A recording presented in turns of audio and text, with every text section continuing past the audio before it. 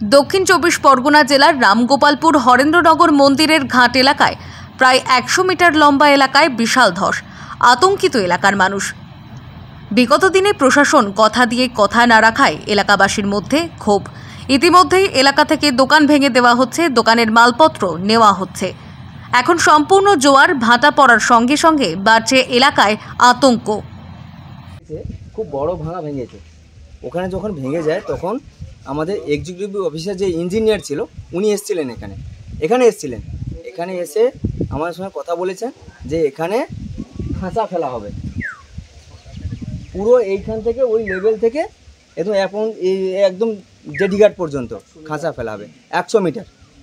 কিন্তু উনি কথা দিয়ে গেলেন, কিন্তু সেই কাজটা হয়নি। 6 মাস হয়ে গেল। আমরা আর কি চাইবো? নদীর ভাঙন, এটা তার নিয়মে চলছে, ভাঙন চলছে। এবারে অনুরোধ করব যে আপনারা দেখুন, এই দোকান ফোকান ভেঙে গেছে, এবারে যাতে মেরামত করা যায়, কি করে কি সম্ভব।